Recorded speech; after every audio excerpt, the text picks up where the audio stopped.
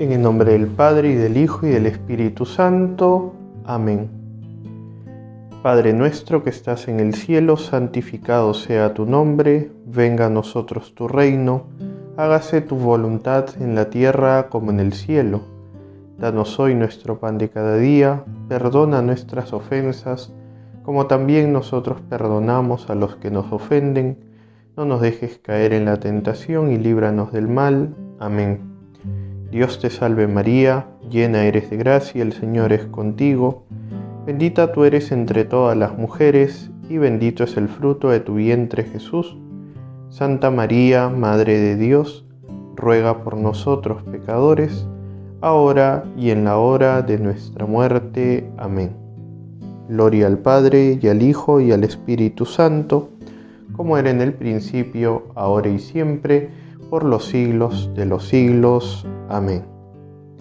Le pedimos al Espíritu Santo que venga con toda su fuerza para que los que participamos de esta meditación podamos comprender, ahondar y celebrar mejor el misterio del Jueves Santo. En el nombre del Padre, y del Hijo, y del Espíritu Santo.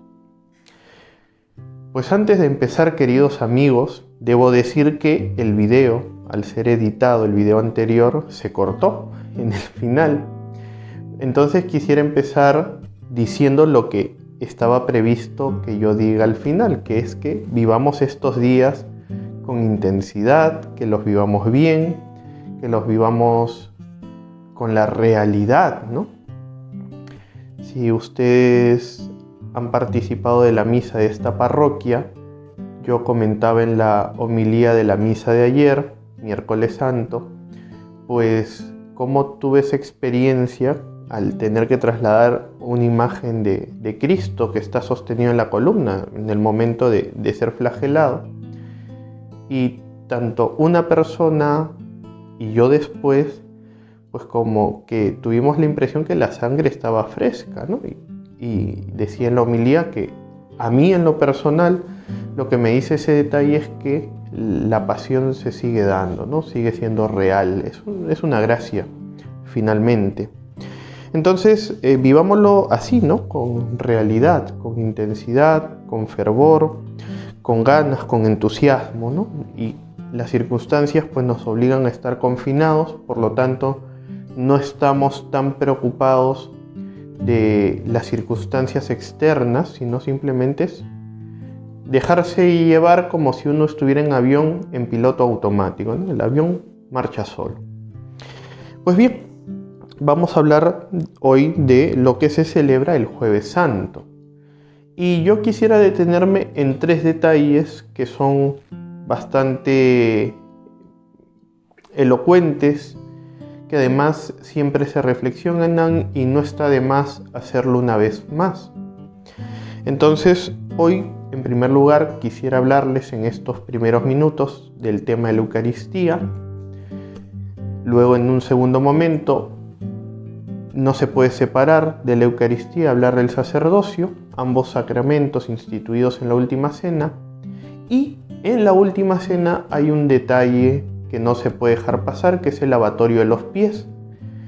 Y ese lavatorio de los pies nos llama al servicio. Entonces, empecemos con ello.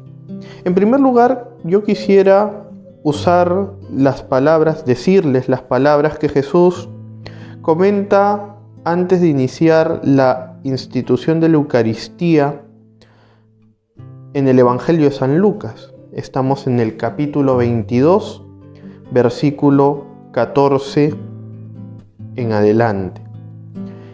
Dice: cuando llegó la hora, se puso a la mesa y los apóstoles con él, y les dijo: ardientemente he deseado comer esta Pascua con ustedes antes de padecer, porque les digo que no la volveré a comer hasta que tenga su cumplimiento en el reino de Dios. Si seguimos la lógica de lo que decía anoche y vamos caminando en este misterio, es un misterio progresivo. Vamos subiendo hacia Jerusalén. Y ya en Jesús hay ese sentimiento de querer compartir con nosotros esta Pascua. Tengan en cuenta que para los judíos hablar de la Pascua se ha entendido de 4 maneras, históricamente hablando, y que han ido evolucionando. En primer lugar, se hablaba de una Pascua bastante agrícola, ¿no? Bastante cósmica, en la que se presentaban los primeros frutos. En un segundo lugar, los judíos lo han entendido sobre todo como una fiesta, ¿no? De agradecimiento a Dios. En un tercer lugar, lo entendemos como el final del Éxodo, ¿no? Y de ahí que viene la cena de Pascua. Y en cuarto lugar, ya nosotros lo entendemos como ese paso de la muerte a la vida. Entonces, la concepción de la Pascua se ha ido dando a lo largo de la historia. No es que ha sido algo que ha estado definido y determinado así. Como muchas cosas de la historia de la humanidad, pues ha seguido todo un desarrollo. Pues bien, la Pascua de Jesús es distinta, recibe un pleno sentido, recibe un pleno significado. Si vemos la Pascua judía del Éxodo, pues sí, hay una liberación de un poder adversario que había esclavizado a los judíos, que los había dominado, y luego hay esa liberación, sobre todo con la ayuda de Dios. Recuerden ustedes el paso por el Mar Rojo. En la vigilia pascual nunca se puede omitir esa lectura.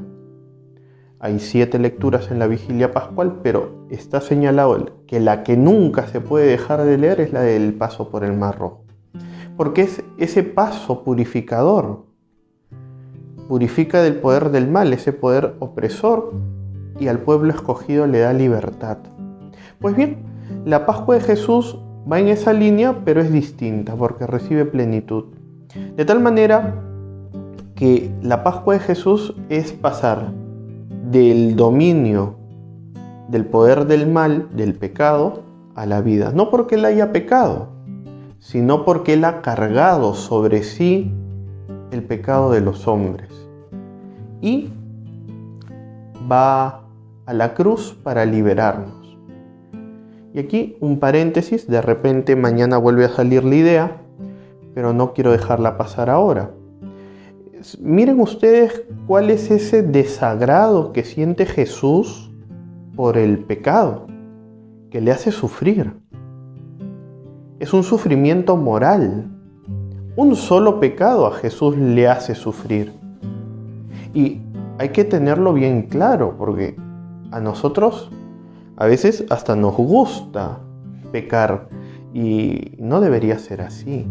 Al contrario, tendríamos que, como empezaba anoche la charla, ¿no?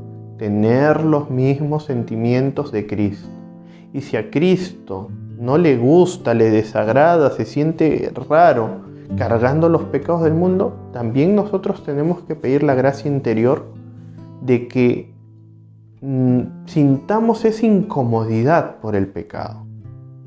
Que sintamos que es como ir a un lugar feo, ¿no? Yo creo que ni a ti ni a mí nos gustaría, por ejemplo, que alguien nos cite en medio de un basural, ¿no? Imagínate que vas a un lugar donde se desecha carne y la carne está putrefacta, oliendo feo. Yo creo que ninguno de nosotros va a sentirse a gusto ahí, ¿no? Vas viendo que en la carne putrefacta pues se van saliendo larvas y gusanos. Pues eso y más feo es el pecado. Eso y más feo es el pecado. Entonces, queridos hermanos, la Pascua de Jesús es una Pascua que nos libera de ese poder tan feo que es el mal. Entonces, Jesús, como hemos leído aquí, dice: ardientemente he deseado comer esta Pascua. ¿Por qué? Porque todo su camino aquí en la tierra ha sido para eso, para llegar a este momento. Pues, como lo dice también en el Evangelio, para esta hora he venido. Entonces, démonos cuenta, en primer lugar, que hay un deseo ardiente de Jesús de llegar a ese momento, pero ya sabemos para qué, para liberarnos del mal. Y eso es lo que nos tiene que llenar de gozo, de esperanza, de saber que tenemos al Redentor.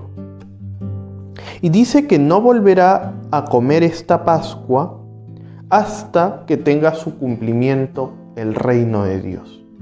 Y aquí los intérpretes, los estudiosos, lo han dicho de diversas maneras y de diversas formas. Han sacado muchas interpretaciones de esto, porque si uno lee el Apocalipsis, va a ver que el Apocalipsis es un gran banquete.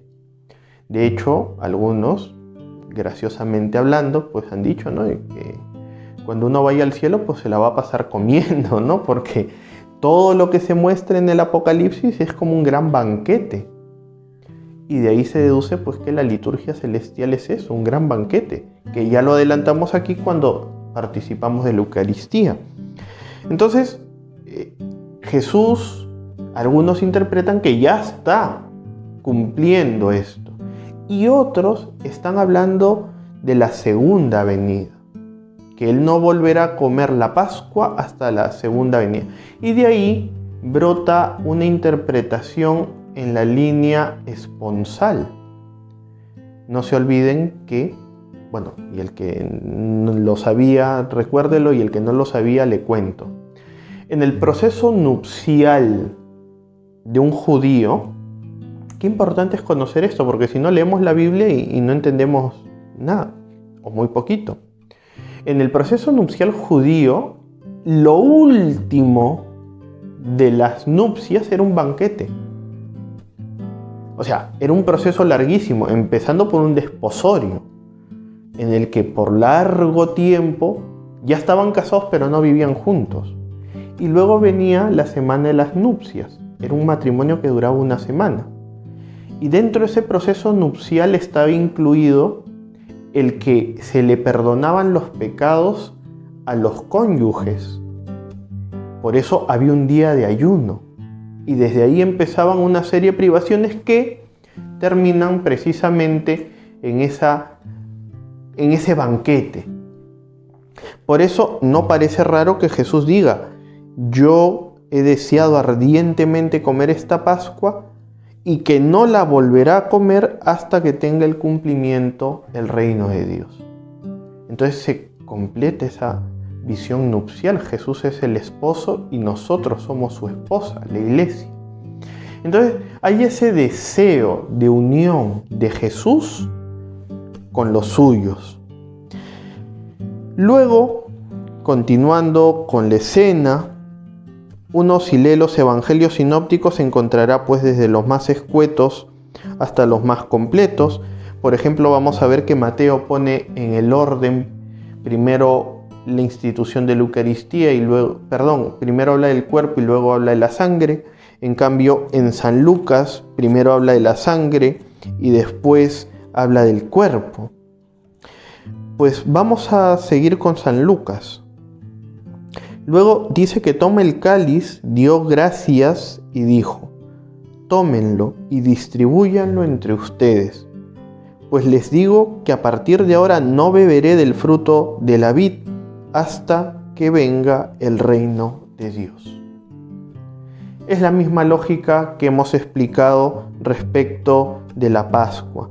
Luego dice: tomando el pan dio gracias, lo partió y se lo dio diciendo: esto es mi cuerpo que es entregado por ustedes. Hagan esto en memoria mía. ¿A quién le entrega su cuerpo? A la iglesia, a su esposa. No se le entrega una casta. Es verdad, se lo da a los apóstoles, pero no es que ellos se quedan con la Eucaristía y dicen: solitos nosotros lo vamos a comer. Se lo entrega a la iglesia. Es el don más grande que hemos podido recibir. Ya diré dentro de un momento algo al respecto. Luego dice: del mismo modo, el cáliz, después de haber cenado, diciendo: este es el cáliz de la nueva alianza en mi sangre, que será derramada por ustedes. Entonces, en el fondo, vemos que hay esa entrega, oblación, hostia, víctima. En el Evangelio de Mateo añade algunas cosas más respecto del cáliz con el vino. Dice: beban todos de él, porque esta es mi sangre, sangre de la nueva alianza. Esto es importante conocerlo porque hay esa insistencia en la alianza. ¿Qué es la alianza? Es un pacto. Hace unos domingos salía en el Evangelio, en la lectura, en la primera lectura, de que Dios siempre ha tomado la iniciativa de hacer alianza con los hombres. Dios siempre ha dado el primer paso y somos nosotros los que muchas veces nos resistimos a ese pacto de amor con Dios, y de ahí las consecuencias funestas que son el pecado. Entonces, Jesucristo, al entregarnos su cuerpo, al entregarnos su sangre sacramentalmente, está haciendo alianza con nosotros. Está haciendo un pacto nuevo con nosotros. Entonces, ahí tenemos que darnos cuenta, queridos hermanos, de cuánto amor hay de Dios por los hombres, que nos da ese don tan grande que es la Eucaristía. Ese don tan grande que nosotros a veces no valoramos. Otros sí, claro, sin duda. Cuánta gente en este momento se siente con dolor, de no poder tener la Eucaristía presencialmente, o que por cuidado tiene que quedarse en casa. Pues desgraciadamente pasa así, queridos hermanos. Las circunstancias nos la imponen así. Pero ojo, no te olvides de algo. La iglesia no está cerrada. El edificio puede estar cerrado, pero la iglesia no está cerrada. Porque donde hay una camarita como la de aquí, que puede transmitir la Eucaristía, está la iglesia. Y cada vez que se transmite la Eucaristía, estamos participando de un momento importante. Donde 2 o 3 estén reunidos en mi nombre, yo estoy en medio de ellos. Entonces, cada vez que tú en tu Facebook, en el YouTube, la veas en vivo o la veas después, donde 2 o 3 están reunidos en mi nombre, yo estoy en medio de ellos. Y cada vez que participamos de la Eucaristía, Jesús está en medio de nosotros. Jesús no nos ha abandonado. Jesús no nos ha dejado al lado mientras nosotros estamos sufriendo. No, está cerca de nosotros. Y está más cerca de lo que nosotros pensamos en este momento. Aquí un paréntesis. De repente a alguno le puede sonar controversial lo que voy a decir. Pero la comunión frecuente es relativamente reciente si miramos la historia de la iglesia. Vamos más atrás. La misa diaria no es que apareció con San Pedro, no es que San Pedro estaba en el cenáculo y puso un letrero y dijo, lunes misa 7 de la noche, martes misa 7 de la noche, domingos misa de 8, misa de 11 y misa de 7. No, fue todo un proceso. Otro día ojalá Dios nos dé la oportunidad de repente de hablar de eso, pero ha sido todo un proceso para que haya, una regularidad en la Eucaristía. Y debo decirles también, la ley canónica a los sacerdotes no nos obliga a celebrar la misa todos los días, nos lo recomienda. Sí nos obliga a rezar la liturgia de las horas. El sacerdote que deliberadamente deja de rezar la liturgia de las horas, ese sacerdote sí está en pecado mortal, porque ha dejado de hacer algo que prometió públicamente. Y además que está rompiendo, es como cuando el esposo le deja de hablar a la esposa, se crea como un clima de tensión, Entonces, el sacerdote y el diácono incluso, estamos obligados a la liturgia de las horas, pero no a la misa cotidiana. Los domingos sí, por decencia, es el mínimo. Entonces, ha sido todo un proceso. Entonces, les decía, el tema de la comunión frecuente es algo recientísimo históricamente hablando. Entonces, es verdad, es doloroso el no poder tener al alcance la Eucaristía, pero la Iglesia ha puesto los remedios que se han usado toda la vida.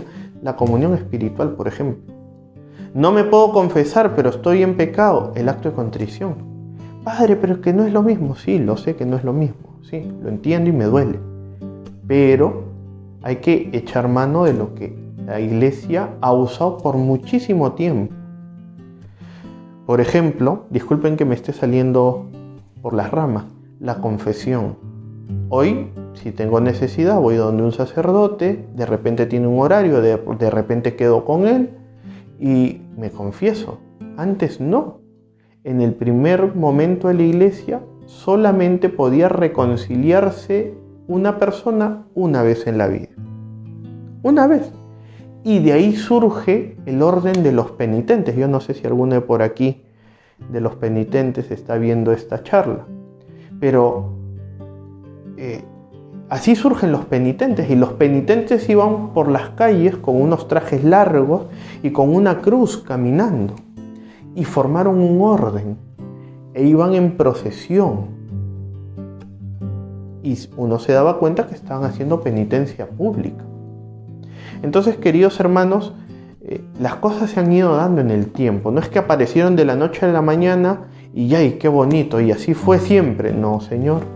Todo ha seguido un proceso. Y en este momento de la historia, pues nos toca echar mano de lo que la Iglesia ha vivido en otros momentos de la historia. Santa Teresa de Jesús, una gran santa que a mí me gusta mucho, por ejemplo, no comulgaba todos los días. Santa Rosa de Lima, nuestra Santa Rosa de Lima, tuvo que pedir un permiso especial para comulgar diariamente. Entonces, si bien es cierto, es una necesidad vital, pues en este momento de la historia, pues también hay que discernir y usar lo que se ha usado en otras épocas. Pues bien, queridos hermanos, primera parte, Jesucristo instituye la Eucaristía como una ofrenda de amor a su esposa. Y en esa esposa estamos nosotros, estás tú, estoy yo, estamos todos. Entonces es esa ofrenda de amor que anticipa sacramentalmente lo que vamos a ver mañana, en lo que vamos a tomar parte, en la crucifixión de Jesús, esa crucifixión redentora. Jesús lo instituye usando algunos elementos sencillos. El pan, el vino, cosas cotidianas para la época de Jesús. El pan ácimo, estábamos en la fiesta de los ácimos, pan sin levadura, y en ese pan Jesús está. Vino. El vino mezclado con agua, y aquí también aprovecho en hacer una aclaración. ¿Por qué se mezcla? Por dos razones. Una práctica, una litúrgica.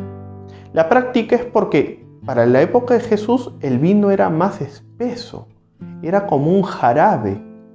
Entonces para hacerlo es como si estuvieras tomando gelatina diluida, ¿no? Algo así. Para que el agua de gelatina se convierta en refresco, ¿qué se hace? Se le echa agua, ¿no? Y se hace más líquida. Entonces igual, en la época de Jesús el vino era como un jarabe y ese jarabe era espeso. Entonces para que se haga más aguado lo mezclaban con agua. Y eso se ha pasado a la liturgia. Y en esa gotita de agua que se echa, algunos le echan directamente, otros lo echamos con una cucharilla. En esa gota estamos nosotros, la humanidad.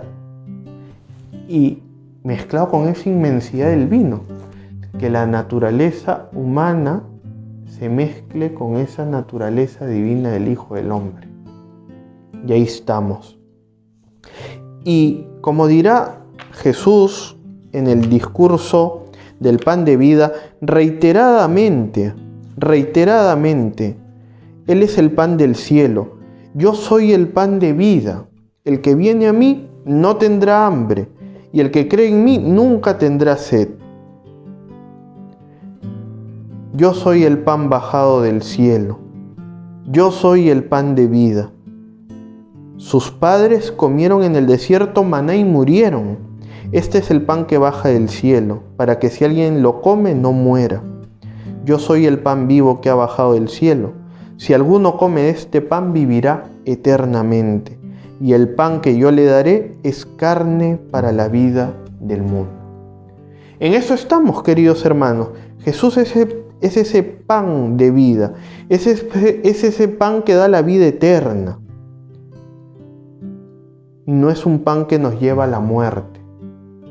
Entonces, estamos en el capítulo 6 de San Juan, en este momento. Yo soy el pan de vida. ¿Nosotros queremos vida? Claro que sí. Recibámosle si le podemos recibir. Ahorita es un poquito difícil, obviamente, pero en circunstancias normales, si puedo, me confieso. Luego llevo una vida de gracia y le recibo y me alimento y vivo con Él. Y se da esa unión. Entonces, queridos hermanos, para terminar este primer momento, que creo que es el más largo, Jesús instituye la Eucaristía para que vivamos por Él. Es un alimento de vida eterna. Tanto en los evangelios sinópticos, por ejemplo, cuando uno lee el relato de la última cena de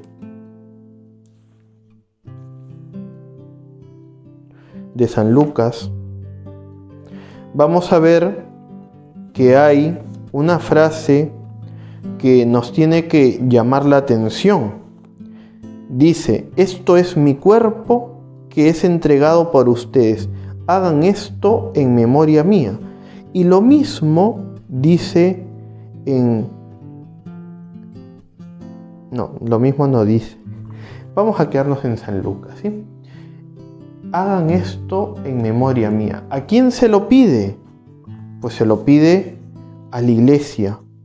Y en concreto a ese grupo que está encargado de prolongar esta acción.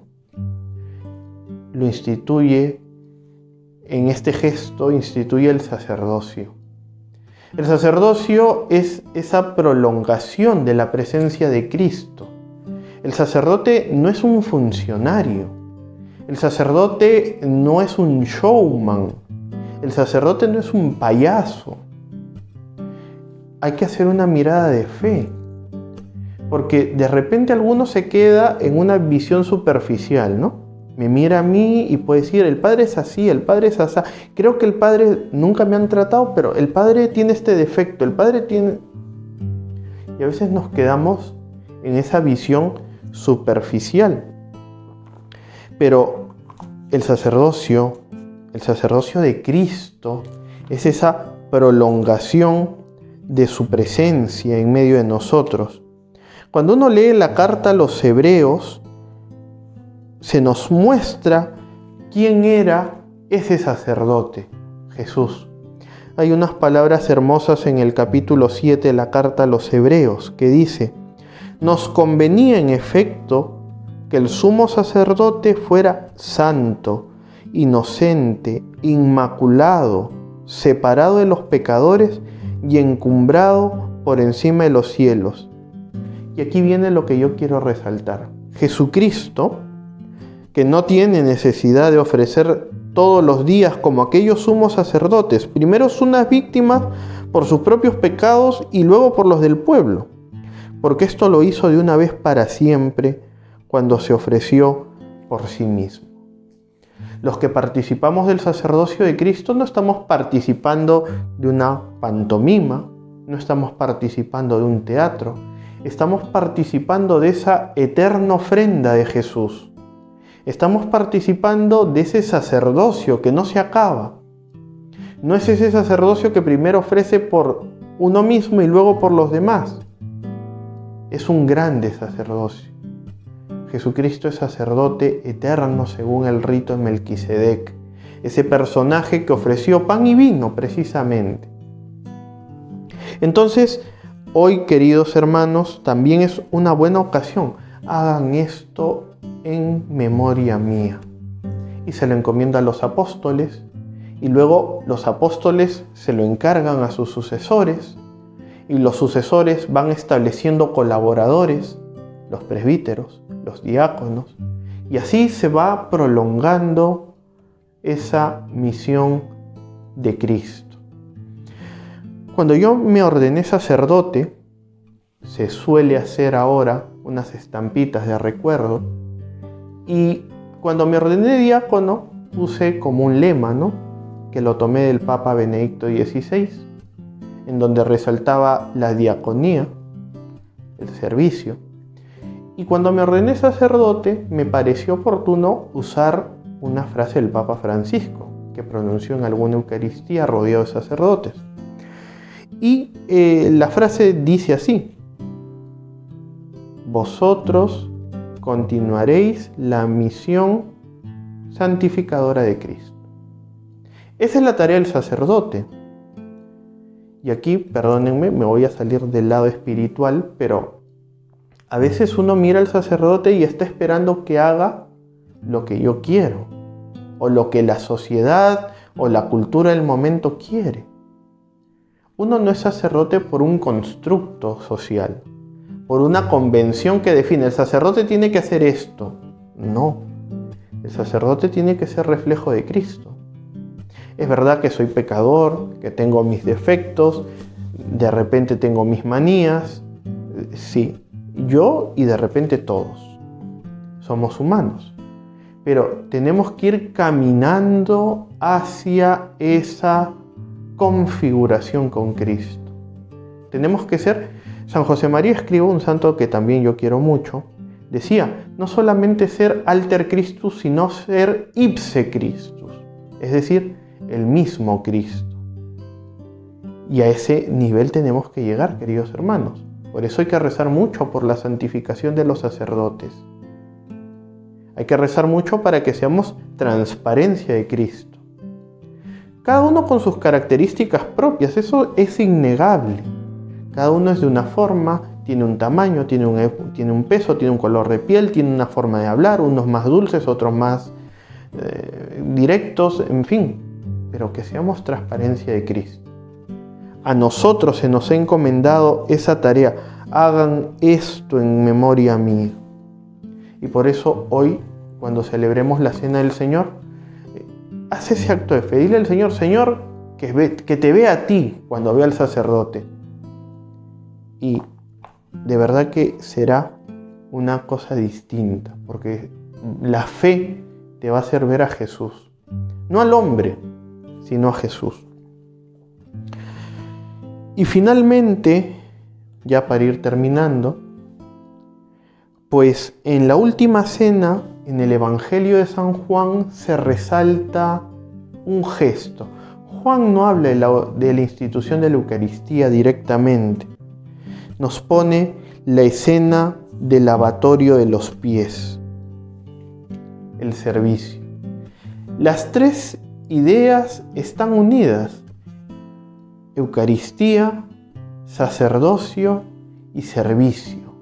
Hoy es el día también de la caridad fraterna, ¿no? Hoy es el día del sacerdote, todos los sacerdotes, y aprovecho en agradecer. Si alguno de ustedes me ha saludado, pues muchas gracias, ha sido un día muy bonito, gracias por los saludos. Y ojalá que con el saludo la plegaria, ¿no?, que la necesitamos, y sobre todo ahora, y en especial por los sacerdotes que están contagiados, están enfermos. Y también hoy es el día de la caridad fraterna, ¿no? Hoy se suelen escuchar en muchas Eucaristías, ¿no?, donde hay caridad y amor, ahí está el Señor. Y esto se deduce del gesto del lavatorio de los pies. Jesús dice, ya cuando va terminando: pues si yo, que soy el Señor y el Maestro, les he lavado los pies, ustedes también deben lavarse los pies unos a otros. Y uno puede decir: pero de repente lo ha hecho Jesús, pues bueno, ¿no?, para hacer algo en el programa del Jueves Santo, ¿no?, para que tenga algo así medio teatral, ¿no? No, hermanos, ¿por qué lava los pies? Dos razones. Una, práctica, sencilla. Los judíos se purificaban mucho, ¿no? Por eso no es que Jesús mandó buscar en la casa de la vecina del frente una jofaina y una fuente y una toalla para lavar los pies. No, estaba allí porque los judíos se purifican mucho. Pero, segunda razón, que es la profunda, la que está en el fondo, para que veamos su ejemplo de servicio. ¿Quiénes le lavaban los pies a los otros? Los esclavos. Mañana, no sé si me salga dentro de la reflexión, pero aprovecho en decirlo ahora, Jesús va a ser vendido por Judas por 30 monedas. Y eso no es casual. 30 monedas era el precio de un esclavo. Un esclavo valía 30 monedas. Jesús es vendido como un esclavo. Claro, luego Judas se da cuenta de lo que ha hecho y luego va y se suicida, ¿no? Pero lo que está en el fondo, queridos hermanos, es eso. Jesús se pone como esclavo, un esclavo por amor. Pues bien, pidámosle a Él que en este día nos haga ponernos al servicio. ¿Cuántas veces ha salido esa idea? El Papa Francisco lo repite tantas veces. La autoridad es servir. Si alguno de ustedes en algún momento de su vida han tenido, tienen o tendrán una función de autoridad, que sea para servir, no para imponerme, no para creerme más que los demás, sino para servir. Y por otro lado, todo creyente tiene que saber servir. En tu casa, con tus amigos, en el trabajo, donde estudias, donde vas, servir. Es una palabra tan costosa en este tiempo, sobre todo por esa pseudocultura del bienestar. Todo lo compro, todo lo adquiero, yo pago y tengo que recibir un servicio. Eso nos deforma la concepción del servicio. Nos lo hace ver mal. Y pensamos y nos vamos acostumbrando a pensar de que el otro está a mi servicio. Y no es así. Pues pidámosle al Señor en este día que nos ayude a ser serviciales, que le lavemos los pies a los otros. Bueno, Padre, entonces habría que hacer una ONG. No necesariamente. Dicho sea de paso, porque muchas ONG no hacen lo que tienen que hacer. Entonces, servir en silencio, atarnos la toalla y ponernos a los pies. Cuando me ha tocado hacer ese gesto en la Santa Misa, yo me pongo a pensar en Jesús. Qué bonito es ponerse al servicio. Y ese servicio llega a la culminación en el momento de la cruz. Jesús sube a la cruz para servir. Y en ese servicio sagrado, liturgia significa eso, servicio obra en favor del pueblo, servicio público. Pues en este día, queridos hermanos, vamos caminando con Jesús. Ojalá, y voy terminando ahora sí, no seamos como Judas, que no seamos indiferentes ante el sufrimiento trágico de Jesús. Todo lo contrario, que seamos muy humildes, que seamos muy sencillos. Ojo, cuando digo que seamos humildes y sencillos, no estoy diciendo que andemos todos timoratos, cabizbajo, hablando bajito, que los demás nos digan lo que quieran y nosotros nos quedamos callados.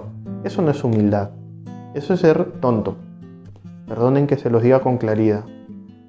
Pero a veces algunos dicen, no, pero es que hay que ser humilde. Si tú no eres humilde porque dices las cosas directas. Oiga, eso es dignidad, eso no es... No hay que decirlo con insolencia ni con petulancia, pero tengo que decir quién soy, ¿no? O qué pienso, con respeto. Pero lo que no puedo hacer es dejar que el otro me pisotee, ¿no? Existe el principio de la legítima defensa. Es verdad, mañana contemplaremos el misterio de la cruz y veremos el proceso judicial de Jesús, y Jesús estaba calladito, ¿no? A veces es mejor callar, pero a veces es mejor también decir la verdad. Como cuando le dicen a Jesús, ¿y tú dices que eres el rey de los judíos? ¿Sí? Tú lo dices. Pues bien, queridos hermanos, no nos olvidemos, la Eucaristía ha sido entregada a su esposa a través de los apóstoles. Y como dice San Pablo, para que no lo olvidemos, en 1 Corintios, es un relato precioso cuando uno lee 1 Corintios capítulo 11 y se encuentra allí con ese relato de la Eucaristía. Dice, porque yo recibí del Señor lo que también les transmití, que el Señor Jesús, la noche en que fue entregado, tomó pan y dando gracias lo partió y dijo, este es mi cuerpo que se da por ustedes, hagan esto en conmemoración mía. Y de la misma manera, después de cenar, tomó el cáliz diciendo, este es el cáliz de la nueva alianza, en mi sangre. Cuantas veces lo beban, háganlo en conmemoración mía. Pues nosotros también decimos, nosotros transmitimos lo que hemos recibido. La Eucaristía le da vida a la Iglesia. Y la Iglesia somos tú y yo, nosotros. Sin Eucaristía no podemos vivir. Ojo, si hay Eucaristía, que no confundamos Eucaristía con comunión sacramental. La Eucaristía está y es lo que está sosteniendo a la Iglesia en este momento. Y por otro lado, no nos olvidemos del sacerdocio. Aquellos hombres que hemos sido mirados por Dios para prolongar esa función de santificar. Y finalmente el servicio. Ese servicio como Jesús, que se puso de rodillas a lavar los pies. Pues bien, queridos hermanos, estas reflexiones que nos ayuden a seguir viviendo el Jueves Santo, a no descentrarnos de lo que estamos haciendo, que lo vivamos con intensidad y que el Señor, cuando participemos en la Cena del Señor, nos haga sentir como si estamos en el cenáculo, que nos haga sentir que estamos a su lado, que nosotros, como el discípulo amado, recostaremos nuestra cabeza en su pecho, pero que no nos diga que nosotros somos los traidores, sino que somos sus amigos, sus elegidos, con quien va a compartir este momento tan fraterno y tan amoroso. Que así sea. Nos vemos nos vemos en el oficio de la Pasión, en la Cena del Señor a las 7 de la noche, y mañana volvemos a tener este encuentro de reflexión para meditar sobre el Viernes Santo. Gloria al Padre, y al Hijo, y al Espíritu Santo, como era en el principio, ahora y siempre, por los siglos de los siglos. Amén. En el nombre del Padre, y del Hijo, y del Espíritu Santo. Amén.